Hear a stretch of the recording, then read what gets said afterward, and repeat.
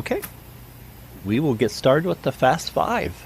Okay. Our first question, what's your name? My name is Karl Palmberg. And Karl, what's your farm's name? Our name is Sunlight and Rain. Which I like how simple that name is, but works so well. Yeah, it's the main two ingredients we say in our beef, so that's what we named it. That's perfect, yeah. Where are you located? We're in the northwest tip of Iowa, just east of Sioux Falls, South Dakota. Oh, yes. And what livestock species do you graze? Currently, cattle. Cattle. And what year did you start grazing cattle? We started in 2016. Oh, okay. So you're coming up on 10 years next year. Coming up on it, yeah. Welcome to the Grazing Grass Podcast, the podcast dedicated to sharing the stories of grass-based livestock producers and exploring regenerative practices that improve the land, animals, and our lives. I'm your host, Gal Hardage. And each week we'll dive into the journeys, challenges, and successes of producers like you, learning from their experiences and inspiring each other to grow and graze better. Whether you're a seasoned grazer or just getting started, this is the place for you. Are you ready to turn market data into your competitive edge? Introducing the newest course from Noble Research Institute, Market Smart Ranching. Learn how to evaluate the true worth of your livestock and assets, break down costs, and time buying and selling decisions like a pro. It's all about making smart, market-driven moves that put you ahead. Join Noble for Market Smart Ranching, October 14th and 15th in McKinney, Texas. Scholarship and grant opportunities are available for those who qualify. Visit noble.org and select Find a Course to learn more about Market Smart Ranching or enroll today, because smart decisions can lead to a stronger ranch. For 10 seconds about the podcast and farm today, we're combining those. Last week I was able to attend the South Pole Field Day and cattle auction. Really enjoyed going over to Arkansas, Perryville, and seeing the animals. Seeing all the breeders and enthusiasts as well as other people there to gather knowledge. I really enjoyed the time over there. The heifer ranch facilities over there are wonderful. And just the heifer ranch personnel, just making the time over there pleasurable, making sure everyone's taken care of and getting you what you needed. Wonderful. I also recorded a podcast episode that'll be coming out very soon while I was over there, so be on the lookout for that. But really enjoyed it. I'm looking forward to next year. It is in Kentucky at Nathan's. I'm just pretty sure. I probably ought to double check that. I just don't know. I got to decide if I'm going out there or not. I really want to. It's just a little far. So we'll figure it out. But it'll be coming to Kentucky next year. If you want to see South Pole cows and you're not sure, reach out to one of the breeders, go look at their animals, or go to a field day and see them. There's some auctions coming up as well. I really enjoyed my time out there. And with that, let's get back to Karl. Karl, when you were growing up, did you think you would be running cattle? Did you grow up on a farm? I did grow up on a farm, and I was able to get into cattle with my dad when I was in junior high. Yes. Did that until I graduated from high school. We sold the cattle herd then when I went to college. And so we hadn't had cattle on our farm from 2000 until 2016. But my dad had cattle all while I was growing up. Oh, yes. How'd that work in junior high? Did your dad just allow you to buy a couple of cows to put it on there, or did you actually go get a loan and do something bigger? It's a really interesting situation and a great blessing for me.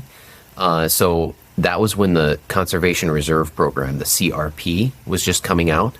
Yes. My dad was kind of overwhelmed with the farm at that point and found that as a way to kind of lift himself out of that and kind of retire a little bit. So we put a bunch of the ground, our crop ground, into the Conservation Reserve Program.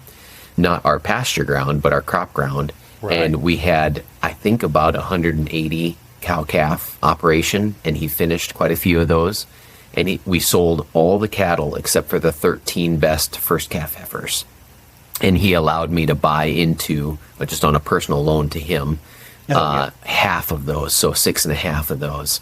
And so we were just 50-50 partnership on that small herd that we grew over the next few years as I was in high school, and got it up to about 75 by the time I graduated. And then when I went to college, he was not interested in doing it by himself anymore. My dad's quite a bit older than I was, and so we sold the cattle herd when I went to college. We kept crop farming together while I was in college, and then when I graduated college, we pretty much mothballed everything and rented the land out for a number of years while I was off in the military, until I came back from the military and moved back here in 2012. So I was gone from 2000 to 2012. Oh, very nice. So those cattle were able to help offset some college expenses for you in that stage of life.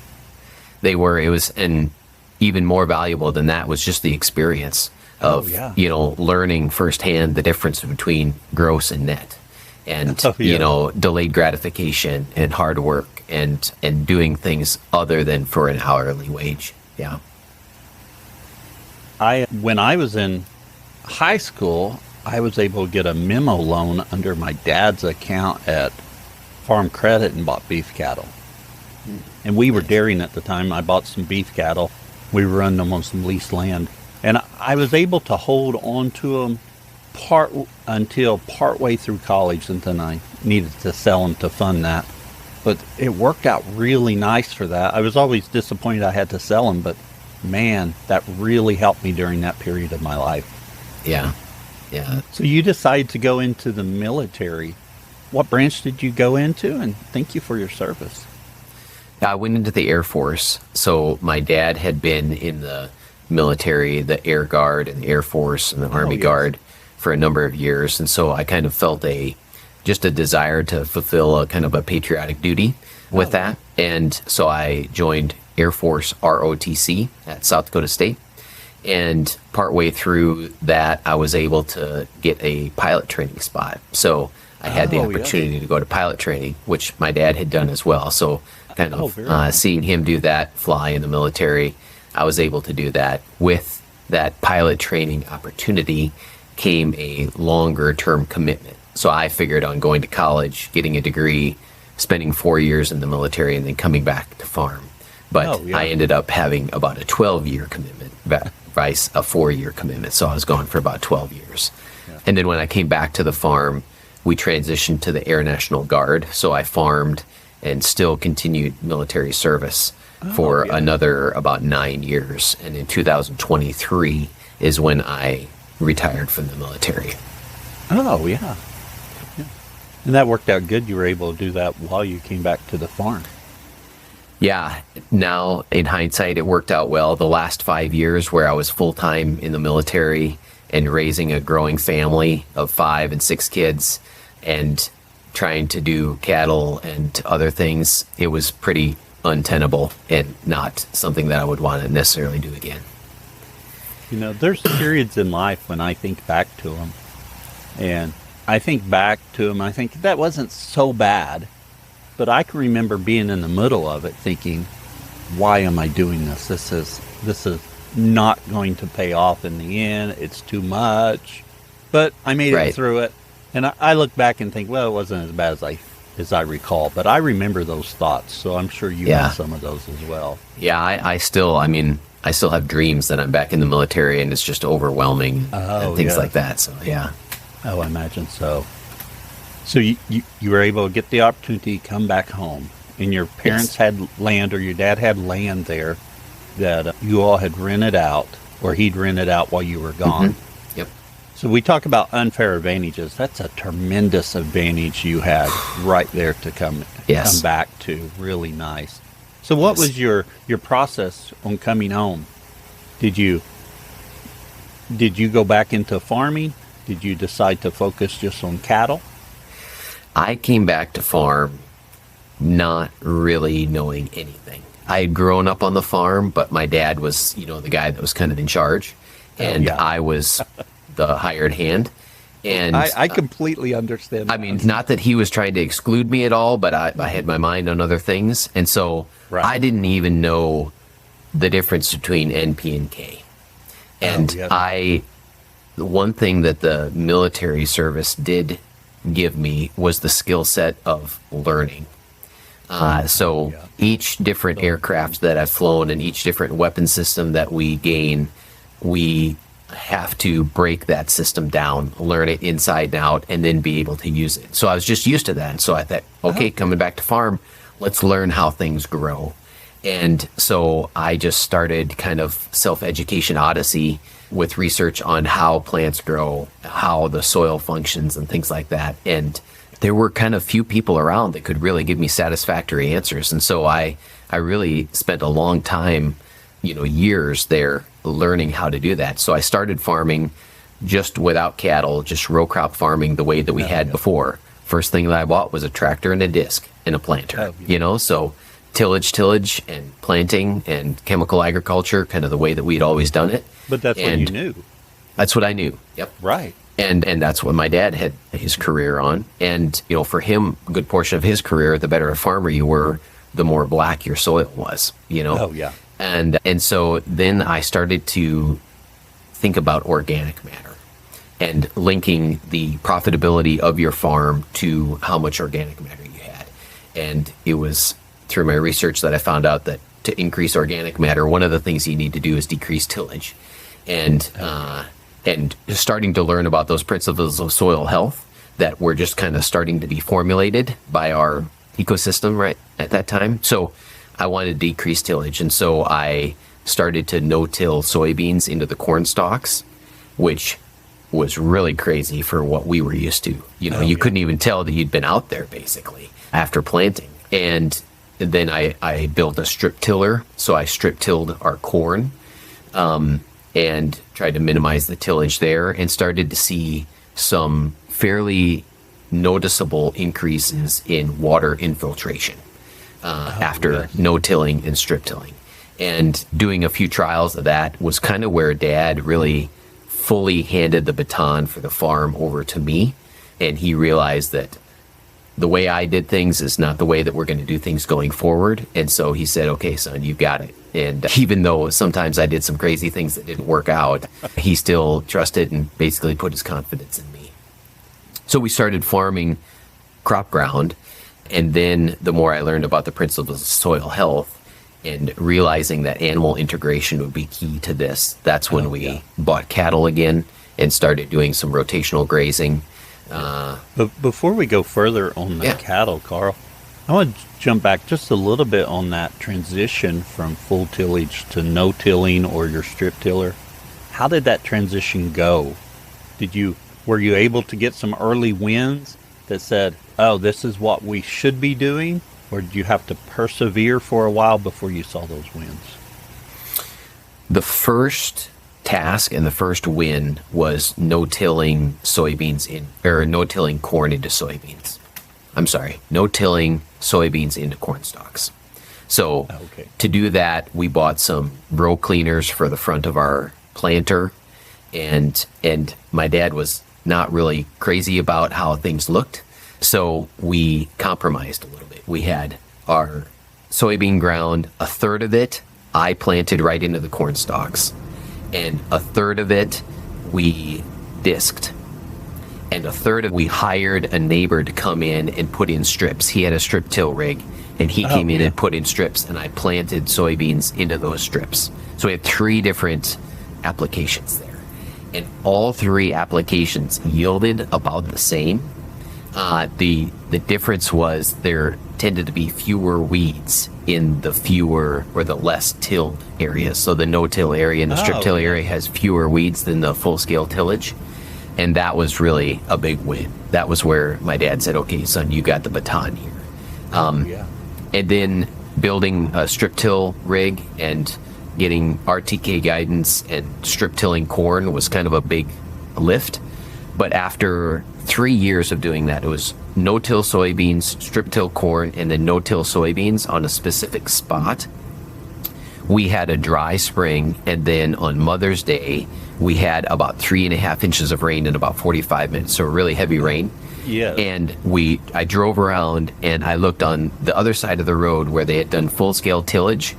There's kind of some slope to our ground, and there was terraces over there, steep back terraces that were plumb full of water. So the terraces had done their job. They kept erosion from happening as much. Right. But on my side of the road where I had done no-till, strip-till, no-till, our broad-based terraces didn't have any water in them. Oh, So yes. I had seen that 3.5 inches of rain was able to just infiltrate and not fill up the terrace. And so that was a really dramatic for me to see that, okay, this is the way to go. Yeah, just getting out and looking at that. I mean, because I think about that when we're getting rain, I should drive around more often and look at things. I know we have a terrible amount of runoff coming out my driveway that goes down my driveway, which just drives me crazy because I don't want to lose that water. Right. But getting out and looking at that and then saying, hey, I see a difference in my neighbor's land versus what's happening here. And the difference is positive, so I need to keep doing what I'm doing. Yeah. So at some point you figured out, hey, we need to add livestock to continue along this path. So how do you integrate livestock into your program?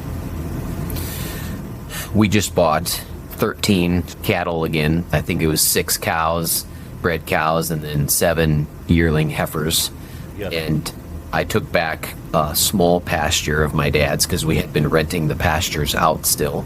Okay. And I took back a small pasture. We call it the Sand Hill because it was an area that in the 1930s, all the topsoil had blown off. And it's basically been kind of recovering since then. My dad grew up in the 40s with a horse-drawn sickle mower mowing sweet clover there because that was the only thing that my grandfather could get to grow in basically the clay subsoil.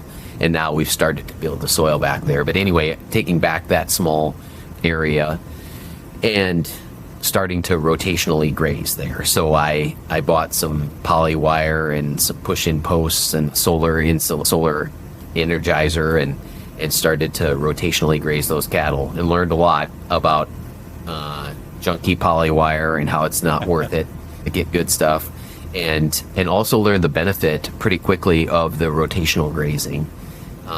Specifically, one story is that the corral in that 20-acre pasture was one that my dad and I had rebuilt when I was in high school, and when I came back I had to spend 2 or 3 hours with a tile spade cutting down thistles in the corral to swing a gate because it was just 6-7 feet high, musk thistles and Canadian thistles. And then I started rotating the cattle to where they had access to that corral just for a few days, and then there was a rest period, and then back into that, in the corral they'd go in there really intently and shoulder to shoulder mash it down, but then getting out of there. And 2 or 3 years, well, it was probably 3 or 4 years later, my son was over there with me, and we took a video of him running around in that corral barefoot because the grass was just lush and green, and there was hardly a thistle to be seen.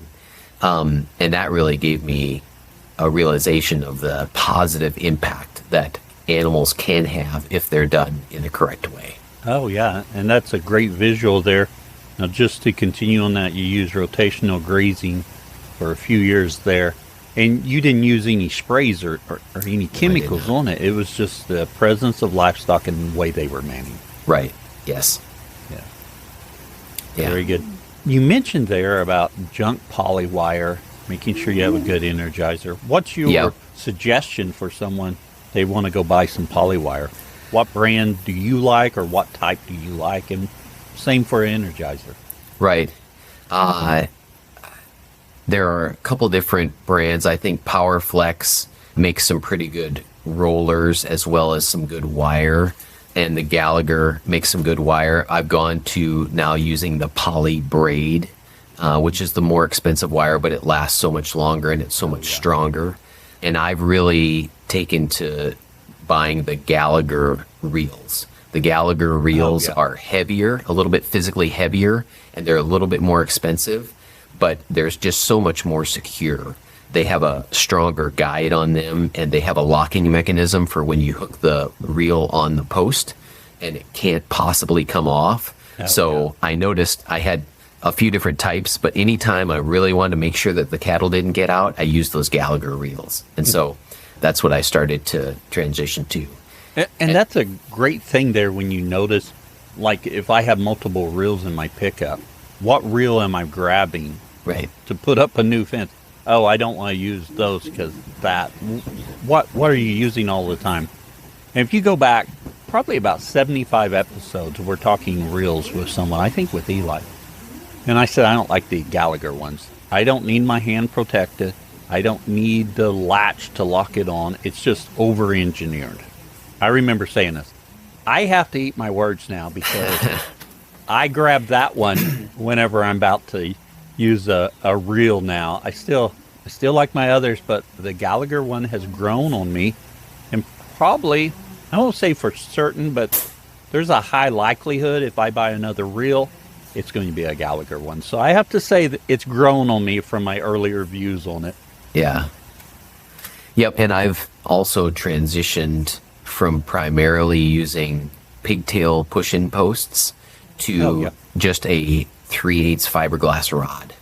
Oh, okay. And doing a little bit of a knot on each post. It's kind of an over-under knob that I saw from the guy at Alder Spring Ranch. Oh, yeah. What's his name? But anyway. I know who you're talking about, but I can't think of his name. He had a video that he showed how to do that knot, and I played and replayed that video to see how that knot was. And the big advantage that I found with being kind of a one-man band sometimes with those fiberglass rods is I can carry fiberglass posts for about probably 1/8 of a mile in my hand. Oh, yeah. But if I was to carry a bunch of those pigtail posts, number one, they're heavy. And then number two, if I try to carry more than 2 of them in my hand at one time, I can't take one of them out of my hand at one time because they just get all intermixed. Oh, they do. And I end up getting very frustrated, kind of losing my religion a little bit, trying to get the posts in my hand. So that was, you can't pull the whole line tight like you can with a pigtail post. But if you learn to kind of shove those fiberglass rods in slanted a little bit in one direction so that when you tie the knot on, you pull the post and put a little bit of a tension on the line, you can keep the whole line fairly tight. And later on, if you need to tighten up the line a little bit, you can just take the line and wrap it around the post 1 or 2 more times. You can also put it at any height that you want because you can slide that knot up and down. Right. So you could put 2 lines on the same post if you want to run 2 lines. So I've really enjoyed those. I can really see benefit of using the 3/8 inch fiberglass and doing it that way. I've done a little bit with the 3/8 inch, but I got the wire little offsets to set my wire height, and those are as bad as the pigtails. They may be worse, or the tread ends about getting tangled up. So if you're just able to carry some 3/8 and you're doing that knot, I love that idea. I may have to try that on some, especially in places where I'm not doing a very straight fence, because that's where my tread ends really kind of suffer if I'm curving the fence around and stuff, because I got to make sure I have them angled right.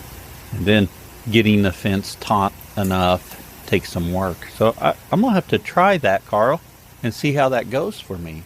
But I love the idea of not having those wire guides on there, because those things are just awful to get tangled up. And one other thing, if the ground isn't real soft, I have a piece of like 1-inch square tubing that's capped on one end, and I put a little piece of a leather glove up in there, and I use that as a little bit of a post pounder, and you can pound those down into the ground if you need to. Well, that was going to be my next question, because as you're putting those in, if it's wet and you've got good soil, those are not a problem. Right. But other times of the year, when it gets dry here, or if you got frozen ground, or you've got more rocks than you want, those are a little difficult to get in the ground. Yeah. And you can even, when it's frozen, you may need to bring a drill and pre-drill the hole, and then you can drive it in as well. Yeah. But now you got a drill, a pounder, the posts. It's much more arduous in the wintertime than it is in the spring. Yeah, everything you're taking to get it done, that's just something more to carry. So you want to be very lean with what you're carrying and have a method to it. Yeah. Yeah. But I like that, Carl. I'm going to have to try that with those 3/8-inch posts and see how that goes, because it drives me crazy. I can carry when I put 10 to 12 tread ends under my arm, I can go 1/8 of a mile and usually in good shape. But those first couple of posts, if it doesn't come out good, I drop them all, and it's just I'm not always going a straight direction. So sometimes my fences end up going like a snake, and in those cases I need a lot more, and it's 2 trips to the pickup or the mule. So I'll have to try this and see how it goes. And a lot of those shin posts with the pigtails, is that what you're talking about? I use tread ends. They're the O'Brien plastic ones that's got multiple wire heights. Okay. And then on the back side, you could put a tape in it. Okay. I had been using the pigtail posts, and those, it seemed like after 2 or 3 years, if they're in the sun a lot during the summer, the plastic on the pigtail starts to crack, and now you're sunk. You're snapping through there, and you're drawing your fence down. I found the same issue with pigtails, or if a fence gets drugged through a pigtail for some reason, it'll really wear that plastic or that coating off there. And if you're putting up a live fence, which I don't like doing because I don't like getting shocked, but occasionally it happens, and you do it with one of those, and you make a connection, and you get shocked holding the post. I don't like that. Yeah. I've also really enjoyed a thing called a Zammer handle. Oh, yes. So you can either put it on hot or not hot, and that really helps, because then you can string stuff tight and then come back and heat it up later, or string multiple fences and not have them hot, not drag your fence down, and just make them hot when the cattle are in that area. Oh, yeah. I love Zammer handles. In fact, I have them on almost every reel I have. The biggest problem I have with them, when I get the fence done, they don't automatically become hot. I have to go back down there and mow. Oh, right. Yes. Yeah. Which is not a problem as long as you remember. I have gotten to the pasture and been like, why do I have a cow out? Right. And I'll go down to change that so that I can work on the fence. I say, I never made it hot when I left. Yeah. Yeah, I've done that too. Yeah. That's the only negative I have about them. Otherwise, I really like them. Yeah. And I'm not sure there's a good answer to how they solve that problem. They're better than the alternatives. Yeah. What kind of, continuing on the fence, what kind of Energizer are you running? The workhorse I found is a Gallagher. It's an 11 joule fencer Energizer. That was the biggest one that I could buy that didn't have a lot of other bells and whistles. It didn't have Wi-Fi. It didn't have, a bunch of remote things to work from my phone. And so like $1 per joule, I found that to be about the cheapest thing. Oh, yeah. Is that a solar one? No, it's a plug-in. No, that's a plug-in. Yeah. That's what I tried to use plugins anytime I could, just because there's so much power and so much more reliable there. Oh, yeah. And then I ended up also, for one of my places, trying to go big and I got it's like a 60 or 80 joule Speedrite fencer that I have already had to warranty it and send it back in. They sent me another one, which is great. And that one of the huge advantages with that one of these add-ins that I was kind of avoiding with the Gallagher that Speedrite has is the ability to turn the fencer off from anywhere in the field. Oh my goodness. That is nice, isn't it? Oh, that would be like your Zammer handle automatically turning itself on when you wanted it to. Yeah. So that is really huge to be able to do that. I did have some Speedrites to work with the remote. Loved them, but I had some issues, so now I've gone with Cyclops. But the Cyclops doesn't have that remote turn off, turn on, and that is the feature I miss most of all. Yeah.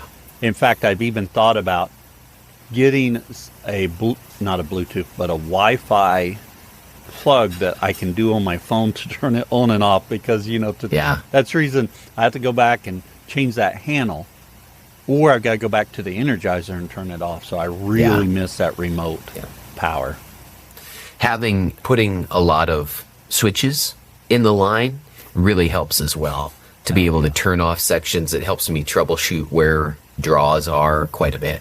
Yeah. I have not used very many switches throughout to turn off sections. When I originally got started, I did a few, and then I felt like, and this is for me in my context, and maybe I need to try it again, that whenever I'd turn them off, I'd leave them off too long, and then when I turned them back on, I had all kinds of problems. So I just got where I just leave grass that had grown on that hadn't been burned off, or something bumps it, and it we've got bob wire on the main place, so the line gets tangled in the bob wire, which of course you're going to have to. If that happened when it was live, I'd know, and I'd have to go fix it anyway. Yeah. But it just seems like every time I went to turn those on, I'd have to go do a whole lot of troubleshooting. Mm-hmm. Do you find that to be too much of an issue? Not too much. I have gone to all high tensile steel, so it tends to be a little bit less catchy. The thing is, the reason that I invested in that large fencer for one of my farms is that if you don't have things hot, sometimes the grass can grow on it. Grass growing and wet grass growing is the biggest draw on my fence. That is a huge pain. But the switches help me if I'm like, the whole place is wet and grass growing on everything, but my cattle are right here. I can concentrate all the fence power right where I need it today, because I've got a crisis today, and it helps me solve that crisis of the moment. Yeah. That makes sense. Sounds like a good use. Yeah. We went on that tangent about fencing a little bit deeper than normal. Let's jump over to water. How are you doing water? Do you have infrastructure in place for water, or do you have to put infrastructure in? We put some infrastructure in. We had wells at both. So I have two different farms, but two different locations, and there's a well at both of them. On both places, and actually one of the places has rural water as well. And I installed a few ThermaSync frost-free waterers that have these 3 long tubes that go down into the ground and kind of uses geothermal to keep the water warm. The center tube is the one that fills with a float, and it has a cap on it. And then the side tubes are the ones that the cattle drink out of. And all 3 are connected way down, like 7 feet below the ground. Okay. I was wondering how deep they... So the center one is the one that fills up, and then it fills up those outside ones. And so that helps keep the water from freezing in the wintertime. Not totally. I mean, if there's not cows drinking off of it, it's still going to freeze. And the more cows that are drinking off of it, the better. But it really helped. And so I installed a few of those. So I had to dig some underground line into a couple of those. And then for a lot of my rotational grazing, I put 1-inch black poly line underneath a lot of the runs of fence. My intermediate fence. So I'd hook that up to the well, and then I buy that black poly line in 300-foot rolls. And when I spliced together those rolls, I'd splice them together with the 1-inch, and then have I think it's a 3/4-inch threaded T on there. Oh, yeah. And then the cheapest valve that I could find was a copper or brass valve that's for your water heater. And it's got just a threaded fitting that threads on there, and a simple valve that has a hose attachment on the other side. So it goes from pipe thread to a hose thread. And so I can just take a regular garden hose and screw it onto there and have a valve every 300 feet of that line. Oh, yes. So I have small garden hoses that have the garden hose on one side, and on the other side, I have a quick coupler that I can hook up to my water tank. Oh, okay. And then, so I can unhook and hook to the water tank, dump the water tank out, move it. But it all sounds really easy, but it's a task to drain the water tank, to flip the thing over, shove it in the back of the truck, And I went to 300-gallon water tanks. I started out with 150-gallon water tanks, but I went to 300-gallon water tanks just because they had a little bit more heft and volume, so they didn't get drunk down and shoved around by the cows as much. And I also put 2x4s bolted across the top. There's some places that you can bolt on those black poly tanks to give some more structure to the tank. Otherwise, the cows push on it and they break them pretty easily. So I was tired of those tanks breaking. So I put some reinforcements on them. That's a good idea to put reinforcements on there. How many cows are you watering out of each of those tanks? Up to 80 to 100. Okay. Yeah. Yeah. So that works out pretty good. Yeah. Now, it sounds like when you purchased those first 13 head, your herd's grown a little bit. It has. What did you focus in on type of cattle to buy, and what type are you breeding for? At first, I just bought the cows that we had from around here, and so not the phenotype that I was going towards. But then I was blessed to have kind of a friend of a friend or an acquaintance down in Nebraska who had started doing quite a transition with their farm with Steve Campbell and getting some Faro Cattle Company genetics in Colorado. Hobo was the genetic strain that they were using and trying to get their herd shorter, wider, easy calving, easy fleshing. And so I was able to get some of their genetics. They were actually trying to transition from black Angus to red Angus more. And so a lot of the good blacks that got kicked out, cows and bulls, I kind of gobbled up. And that's how I started to build up my herd with that. Yeah. So you focused on black animals? I did, mostly because we're far enough north here to where it's not as hot. And then I desired to go grass-fed and eventually direct market and things like that. But for those that I wasn't doing that, a black cow just sells so much better at the sale barn than anything else. Yeah, really make that argument that you need a black hide animal. Yeah. So you continued using Faro bulls? I have not. I have not purchased any Faro bulls. I bought that one bull from my friend, and then I started keeping my own bulls and line breeding from there. I basically had a closed herd, if you count his and mine together, from there until just this last year. There was a producer in the local area who'd been grass-fed for like 35 years. And he just passed away, and some of his kids liquidated some of their animals. And so I was able to buy some of his animals as well. So I'll start to keep a couple of the bulls. They look really nice out of his to give me a little bit of genetic diversity. But I'm trying to concentrate good genetics if I can. Oh, yeah. And I love that, doubling down on your cow herd rather than bringing in bulls. So if you've got your cows where you want them, you're wanting to increase the frequency of those good genes in your herd. Yeah. So I really like raising your own animals. Raising your own bulls if you're able to. Yeah, I agree. And I can't say that I'm an expert, and I don't know that my genetics are necessarily the best in the world, but I'm trying to make them better and trying to do all that I can to increase epigenetic expression and things like that. So, yeah. And of course, the breeders selling bulls won't appreciate my opinion, but I'm not sure you need the best genetics in the world. You just need something that works in your environment. That's what you desire. They do what you want them to do. I don't care what the EPD says for the bull if you've got animals performing. Yeah. Don't tell any of the universities I go to, because they wouldn't be impressed with that statement. You mentioned, right now or earlier on, you were marketing animals locally through a sale barn, or I think that's what you said, through a sale barn. But you're working towards direct-to-consumer sales. How has that journey been for you? It's been kind of up and down. So we worked on our genetics and our management for probably 5 or 6 years before we got to where I felt the meat quality was where I wanted it. Oh, yeah. So when I first got into cattle, I did not desire to do grass-fed at all. I had a lot of the stereotypical adversities to grass fed. It's going to be dry. It's going to be gamey. It's not going to taste good.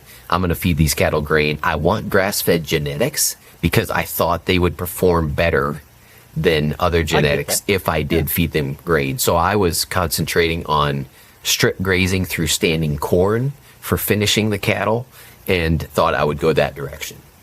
But as I continued to research and started to figure out aspects of human health and omega-6 to omega-3 fatty acid ratios and acidosis and what is going on in the rumen and the digestive tract of the cattle, I kind of got drawn or pushed or herded or whatever you want to say towards grass finishing. And then it became kind of a little bit of a fascination and a challenge to do it well. And so we say we want to have steakhouse quality beef that's healthy enough to be considered medicine. And so it's a big challenge to get healthy stuff and then have it taste really, really good, to have that good intermuscular fat, to have a good eating experience. And so we weren't getting there just by rotational grazing. And we started then feeding some baled and wrapped alfalfa. So a lot of our crop ground, while I was full-time in the military, I came back part-time in the military and I was crop farming and things like that. And then when I went back into full-time service in the Air National Guard, I was completely overwhelmed and we put all of our crop ground into alfalfa because we had a neighbor here that is a huge resource, just a forage expert. And he baled and wrapped the alfalfa and would market it to dairies. And so we had a lot of alfalfa. We had a lot of really high quality alfalfa, and it was the highest quality forage that I had. And so I started feeding that to my finishers. Even though it's way too much protein than what I need, it was really expensive. It was basically an experiment. And I was able to get a better eating experience out of those animals that I was feeding that alfalfa to. Instead of finishing them in like 3 years, I was down to 27 months and getting better intermuscular fat and things like that. And then I started to experiment with planting winter rye into the alfalfa field after the 5th cutting. And that winter rye and alfalfa would grow up together in the spring, and we'd bale and wrap that. And the winter rye would give some extra energy. It'd give acetic acid in there, act as a bit of a probiotic.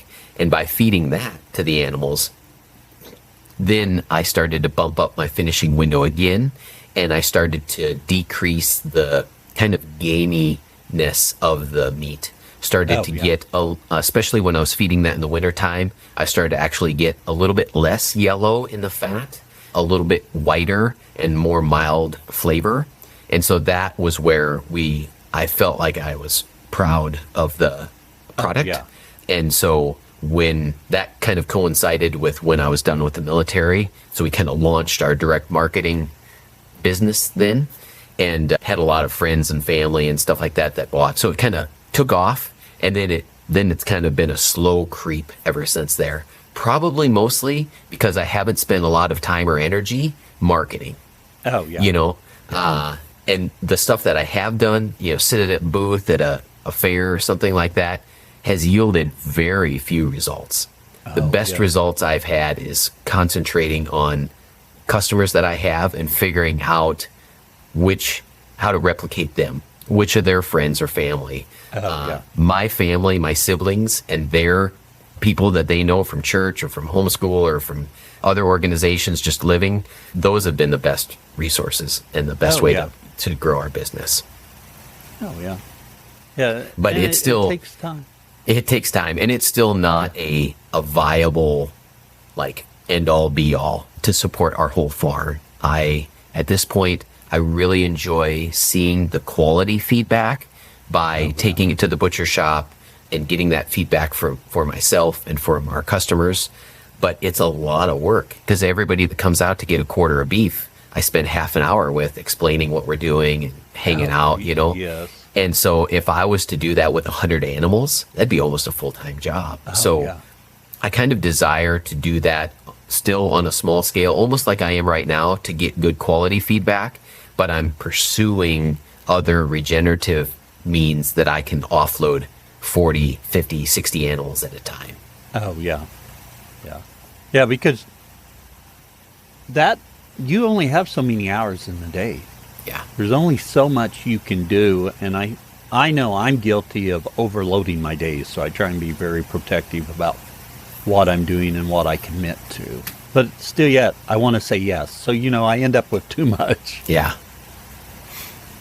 Very good. At Redmond, we know that you thrive when your animals do. That's why it's essential to fill the gaps in your herd's nutrition with the minerals that they need. Made by nature, our ancient mineral salt and conditioner clay are the catalyst in optimizing the nutrients your animals get from their forage. Unaltered and unrefined, our minerals have the natural balance and proportion that your animals prefer. This gives your herd the ability to naturally regulate their mineral consumption as they graze. Our minerals won't just help you improve the health of your animals, but will also help you naturally build soil fertility so you can grow more nutrient-dense pasture year after year. Nourish your animals, your soil, and your life with Redmond. Learn more at redmondagriculture.com. Karl, let's shift gears again. Just let's talk about a recent change you had on your farm, and that's virtual fencing. We've talked about the fencing products you used, and it sounds like you'd found stuff that worked well for you. Why did you consider virtual fencing? Because as well as those other products worked, it was a ton of work each day. So in order to do the type of rotational grazing that I desired to do, I wanted more intense moves more often with moving the back fence. And because I still don't have water everywhere, I sometimes would have to have long lanes to get the animals back to water. And so right before I actually got the virtual fence, I was stringing probably 3/4 of a mile of fence each day. So I got my boys on the Ranger running along with a bunch of pigtail or those fiberglass posts in the back, and I'm walking and I'm getting in great shape. But it's taking a long time and a lot of effort each day. And on most days it's fine, but when it's raining out or something else goes wrong and you just don't have time, it's like 2 or 3 hours every day that sometimes I just don't have. And so sometimes you compromise a little bit. And for that reason, I decided to make the jump. I saw a testimonial from another farmer at a conference that I went to this last February. And he was using the Gallagher eShepherd collars, and that his testimony and what he was using it for made me think, oh, this could maybe be something that I could use on my farm. So I've been kind of aware of the technology for a while, but didn't realize that it was good enough or cheap enough for me to consider. And it's definitely good enough, and it's about cheap enough for me to consider. If it would have been much more expensive, it would have been hard to handle. It still was a huge investment. But in hindsight now, the way I'm moving my animals would take me 3-4 hours a day at a minimum of stretching polywire. And so now that I'm not doing that, I can't imagine where I would find those 3 or 4 hours. Yeah. So you mentioned this fellow farmer that had good results from it, and they were using eShepherd. Did you when you decided to go on this path, did you contact Gallagher, eShepherd, and talk to them and start the process, or did you look at some of the other products on the market as well? I looked at the other ones as well, and there were a few resources that I looked at that kind of gave a side-by-side comparisons of the pluses and minuses, the costs. Some of them have a huge upfront cost. Some of them have low upfront cost, but a subscription fee. Some of them you need a base station for. Some of them you have to change a battery all the time. Some of them have combination of solar powered and battery powered. And I ended up settling on the eShepherd. I think there probably are some others that are fine as well. And the eShepherd hopefully will continue to improve, but that's what I settled on. And I think both those statements are correct. I don't know, depending on your context, which one's going to be the best one for you, but they all have advantages They all have some disadvantages as well, too. What really stuck out for eShepherd for you to go with them? Never changing a battery. That was it. Yeah. Yeah, I think that's a big one. I love that they're through a cell network, so you don't have to do a tower. Now, you can do a tower, but... Yep. Yeah, and I mean, we're learning so much. I listened to a podcast of yours a couple times ago where you talked with somebody else about the virtual fencing that he was doing. And he was even talking about putting a bale of hay in some place that had cell network coverage so that they would get updated there. And then they could go to an area that didn't have the cell network coverage, and how he was sorting his bulls. And man, everybody you talk to is just inventing new ways to use the technology that's so valuable and so much fun to be able to kind of invent this whole thing. Oh, yeah. When were you able to get collars, and when did you get them on your cows? It took about 2.5 months for them to come in. And so I ordered them, and then they came in the late May, early June timeframe. Oh, okay. And I set them out to charge for a few days, and then set about mounting them or putting them on all of the cows. And so there's definitely a learning curve there that's still ongoing with learning the correct fit for those. I think my initial thought was these collars, which are the Gallagher, is probably the biggest apparatus of the collars. It's about 4 or 5 pounds. It looks like a big cowbell hanging below their neck there. And I thought, I want this thing to be as comfortable on my cattle as I can possibly make it. So I want to make it as loose on their neck as possible without it slipping off. And that, I think, was a mistake. I think you almost want to go to the other extreme. You want to make it as snug on their neck as possible without choking them or becoming an encumbrance to breathing or eating or something like that. And that minimizes the rocking nature of this cowbell that's underneath there. Because as they chew or as they swat flies, if there's a lot of play here, it can come up and whack them on the bottom side of the jaw.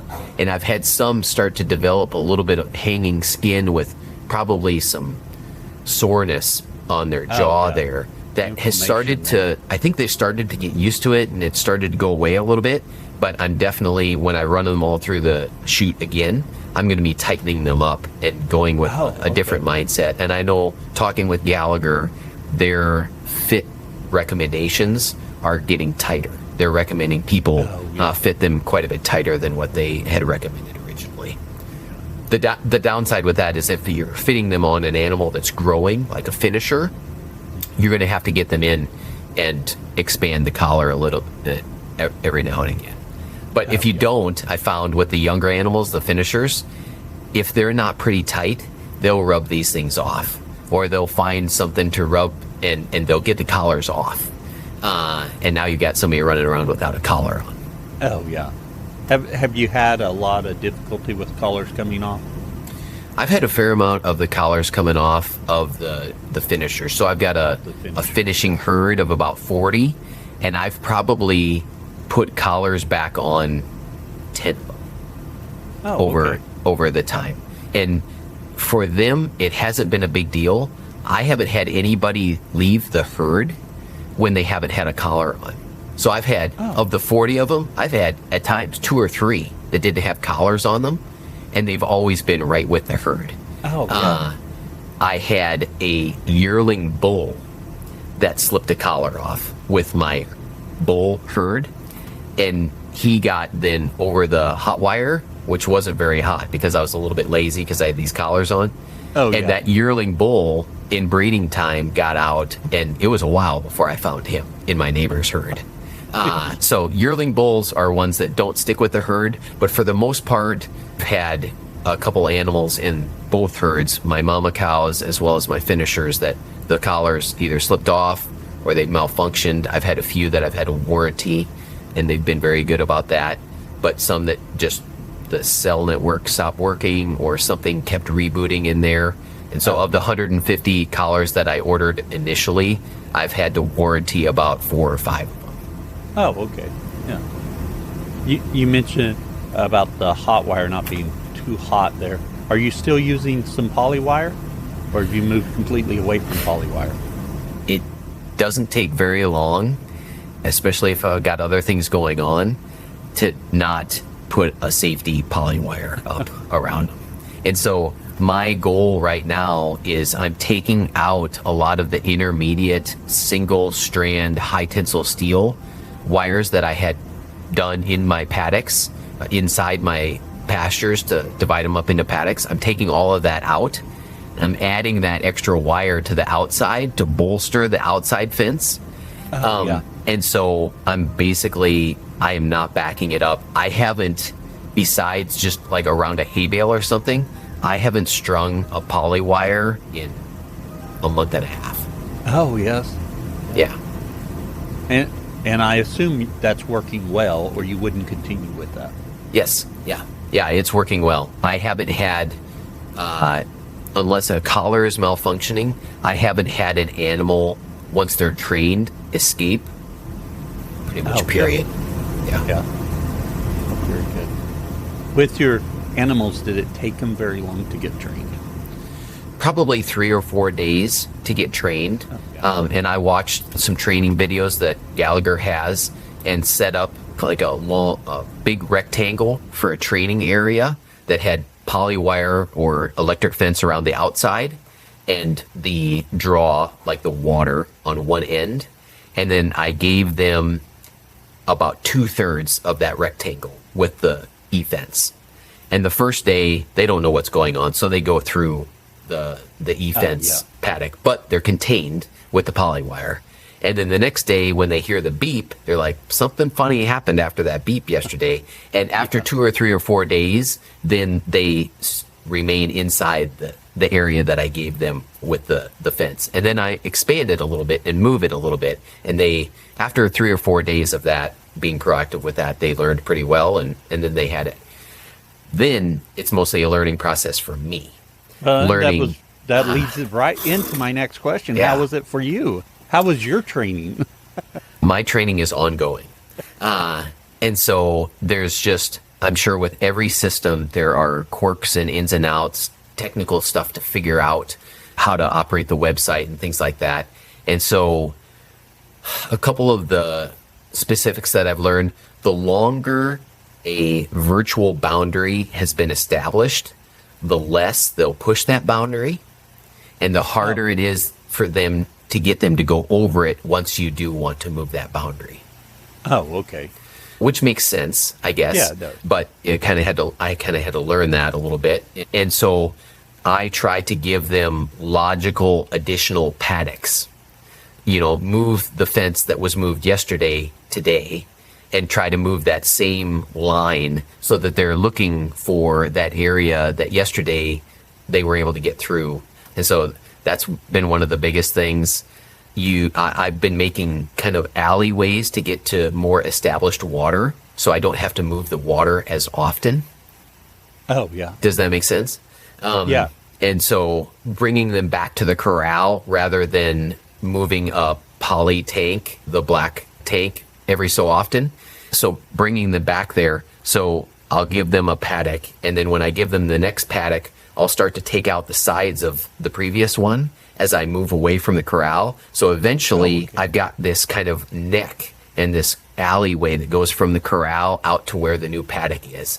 But I slowly bring back the sides of that so that they're not wanting to push that, but just slowly, ever so slowly, they get to learn that this is where the highway is here, where I need to go to get back to water and then go out to my new paddock. And for your alleys, how wide are they that they're still functional for the cows to go down without being a problem? Probably about 40 or 50 feet. I try not to get, real narrow. I don't want them bouncing off the sides. Right, exactly, yeah. Yeah. Yeah. So that works out good. So how long is it taking you to move cows each day then? So before, let's say a daily move. If I did a one move each day with a virtual fence now, I can do that in about 4 minutes for 2 herds. Okay. Versus 2 hours you were talking about earlier. Yes. Yeah. And that's 4 minutes sitting in a computer inside in the warmth or in the cool or whatever. Right. Yeah. And I've just started to I still just do a daily move for my finishers because I'm not pushing them nearly as hard to graze things down as tight. So just one move a day, I feel like is sufficient for them. For my cow-calf herd, I'm doing a little bit more intensive grazing there, closer towards the total grazing. And so I set up a schedule to move them 4 times a day. And so I can set up that schedule, create 4 paddocks and set up a schedule for them to move in probably 5 or 6 minutes. Yeah. Were you trying to do that ahead of getting the virtual collars? I wanted to, but labor was always a limiting factor there. I was like, I can't be out there. This is what I would be doing all day, every day, if I actually grazed them the way that I wanted to graze them. Yeah. And it's the virtual collars don't have the same intensity that I maybe would be able to get to if I was fencing and back fencing them with a poly wire, because you can't, with Gallagher anyway, you can't move the back fence up real tight, because if one of them happens to be on the other side of where you move the back fence up, when that new boundary gets established, they're just free to go. Does that make sense? Yeah. So, usually when you back fence them, you have another back fence established before you take down the old back fence.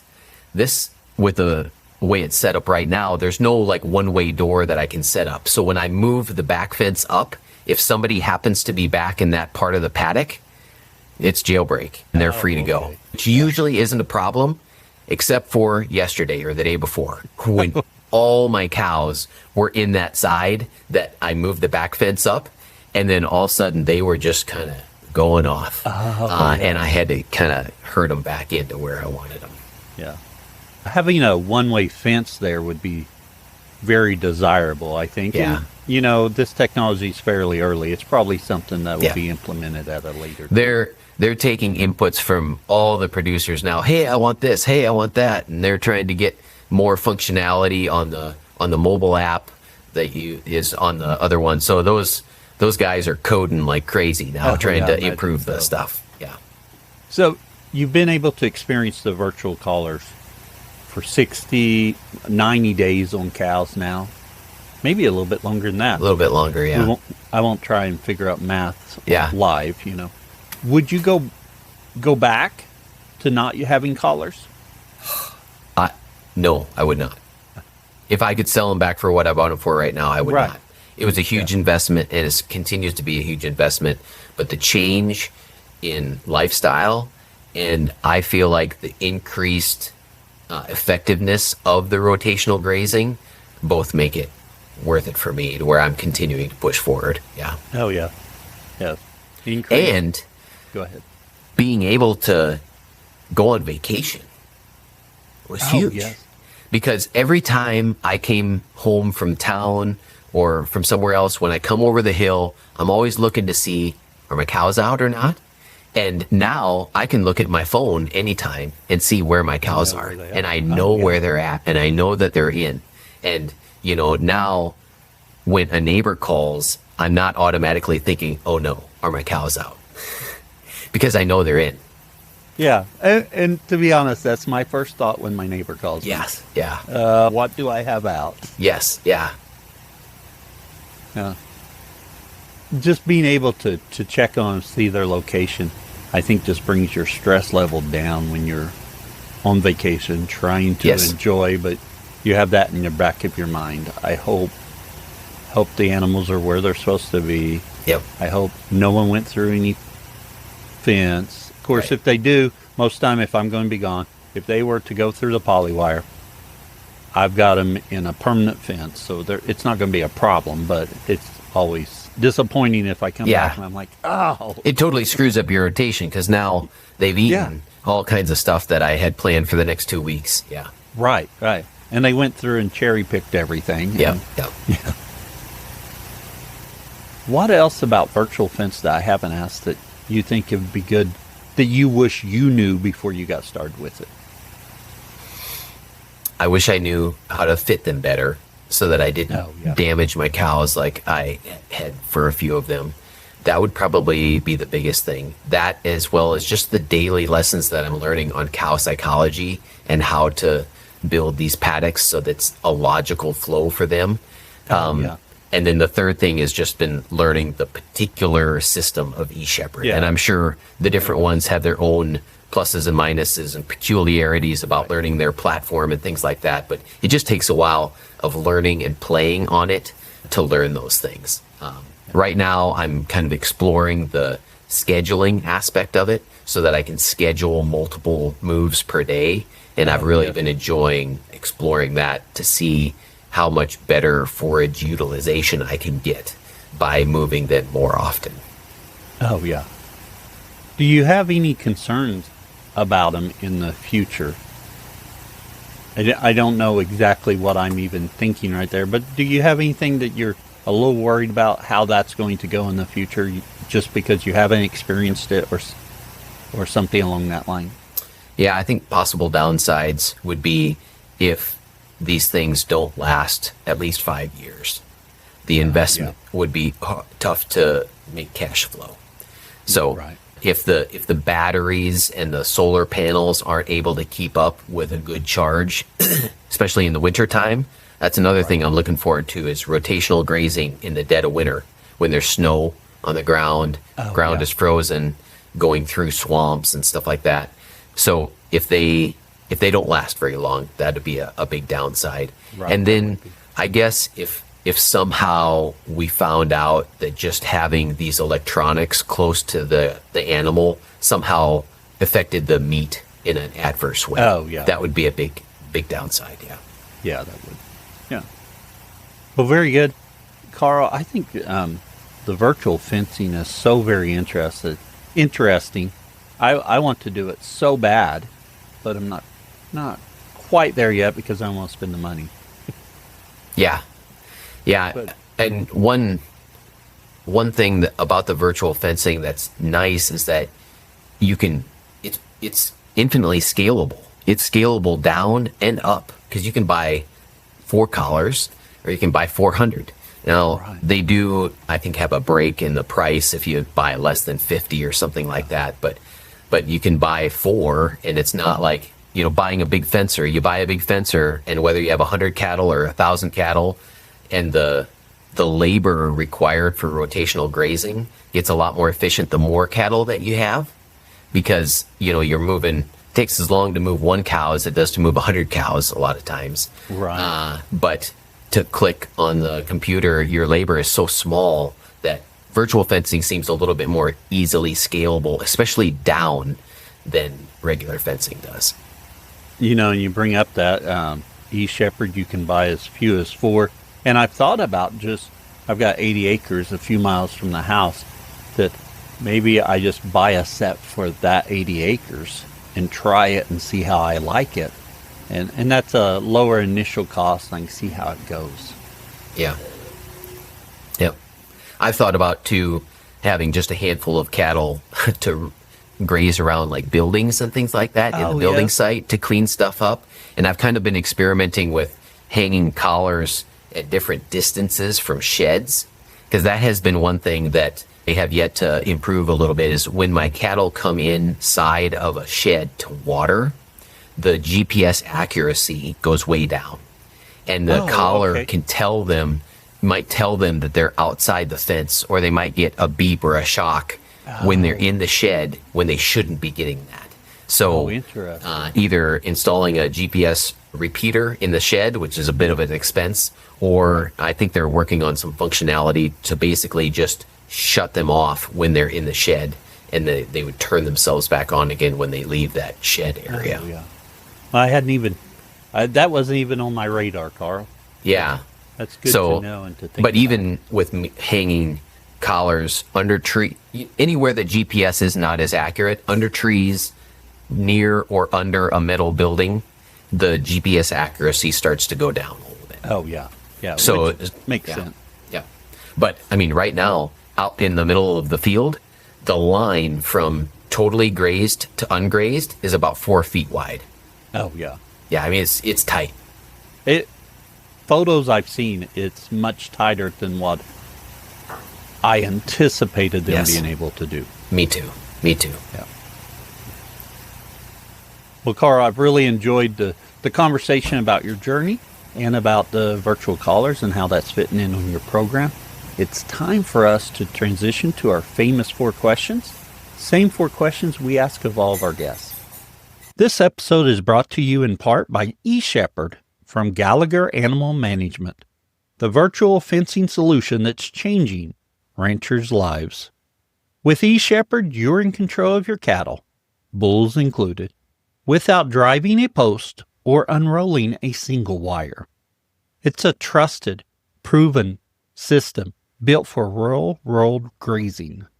Whether you're running stock on flat pasture or rugged terrain, eShepherd gives you the freedom to manage your herd and your time like never before. Using solar-powered GPS-enabled neck bands and easy-to-use app, you can fence, track, and move your cattle 24/7 from anywhere. Forget daily fence moves and long days gathering cattle. With eShepherd, you set the boundaries, and your cattle learn to move themselves. It's smart grazing, backed by over 87 years of Gallagher innovation, trusted by ranchers across North America and beyond. Another big plus? You own the equipment. No getting locked into high ongoing subscription costs. Invest when it suits your budget, and you're in control. So why go virtual? It gives you the flexibility to manage your herd remotely, anytime, save time and reallocate labor, utilize more pasture and boost productivity, access land that's tough to fence or environmentally sensitive. And importantly, it can also help you improve animal welfare. If you're ready for more freedom, healthier pastures, and a better way to ranch, take a look at eShepherd. It's practical, it's powerful, and it's built to work the way you do. Check it out at www.eShepherd.com. Our first question, what's your favorite grazing grass related book or resource? I listen to a lot of podcasts, and so I'd say podcasts in general. But one of the books, I guess, that I've just enjoyed the most lately has been Joel Salatin's The Pigness of Pigs. Yes. The Marvelous Pigness of Pigs, I think is what it's called. And just the world view look at how important it is to do something well and to steward the creation that God has given us well and let that be worship towards Him. And not just kind of stick our head in the sand and refuse to want to learn.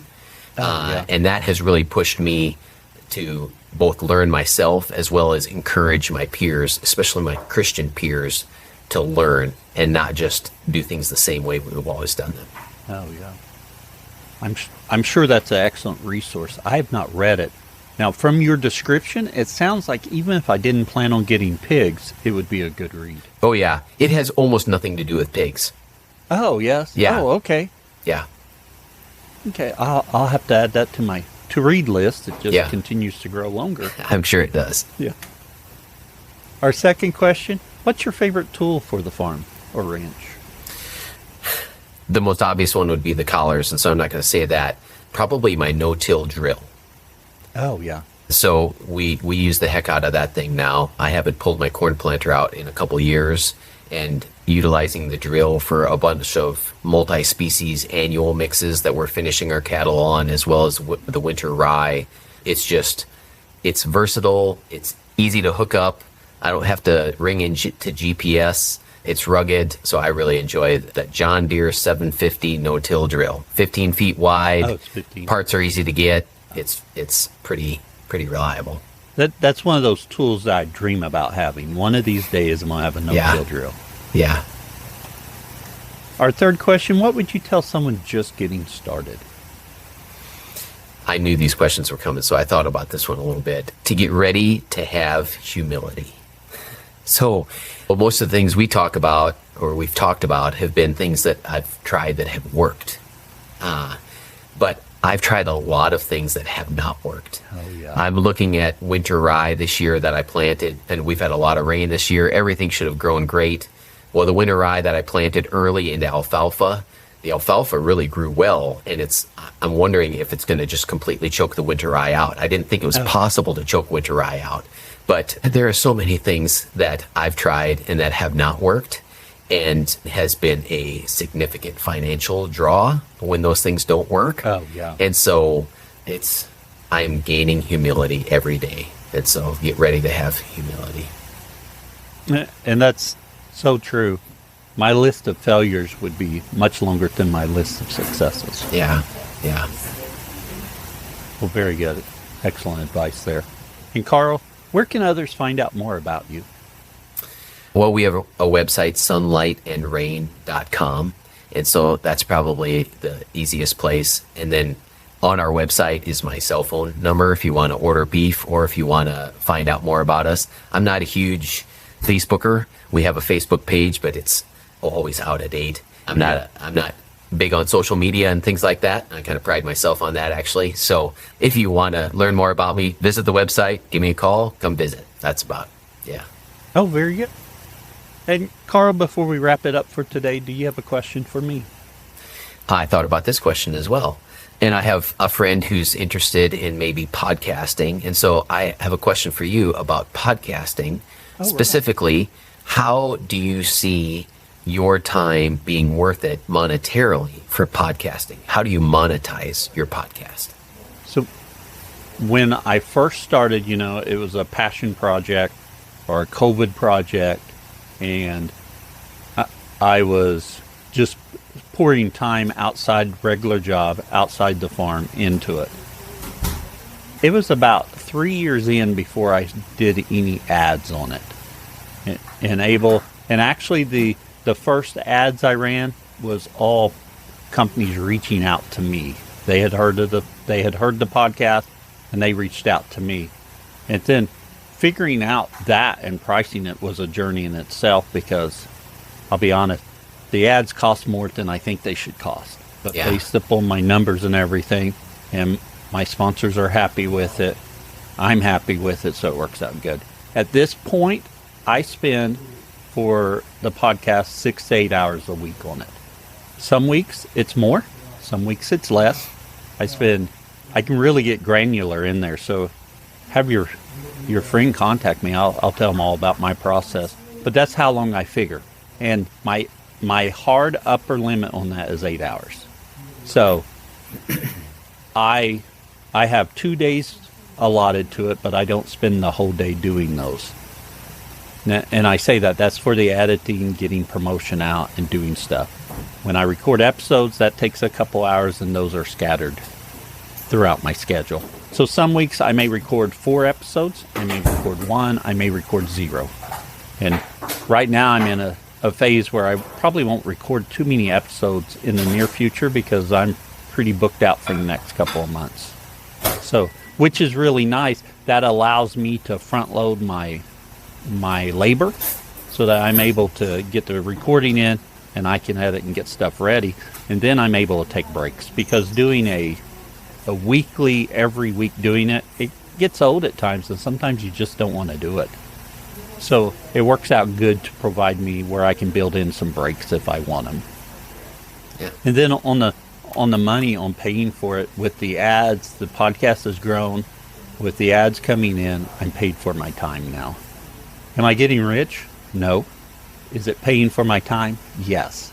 So that's a really nice benefit for a passion project that I started just because I wanted to gain knowledge and share knowledge. Now it pays me to do that time, which I think is win-win-win. Yeah, great. I appreciate the question, Karl. I appreciate you coming on and sharing. Really enjoyed learning about your journey, your operation, and about the virtual collars. Thanks, Cal. Yeah, it's nice to be here. I appreciate Karl sharing his journey, sharing about his operation, and then allowing us to take a deeper dive on those virtual collars. Like I've said so many times, it's very interesting to me. And I'm so glad Karl shared the successes he's having with them, as well as some failures, or I hate to say failures, but some things that aren't quite there yet, and that's okay. The thing that really stuck out to me when I asked Karl if he would do it again, and he made the comment that if he could get all of his money back now, if he just sent the collars back, he would not do it. I think that speaks volume to what virtual collars have the capacity for us to do in the way we manage our animals. I would love to put virtual collars on my animals, so if any vendors out there want to supply me some, that'd be great. I do think that's really good. If you are a grass farmer and you want to share about your story, reach out to me. Just shoot me an email, cal@grazinggrass.com. I've been playing with the website, so it's kind of in a mixed state, as usual. Also, if you've emailed me in the past or you filled out a form and you didn't hear from me, check your spam or reach out to me again, because I try and reply to everyone who reaches out to me. So if you feel like I didn't reply to you, I most likely did. Of course, I could have missed something, but most likely I did, and it got caught by spam or something. So you might check that or reach out to me again. Like I said, if you're a grass farmer and want to share your story, shoot me an email. And with that, I hope you'll keep on grazing grass.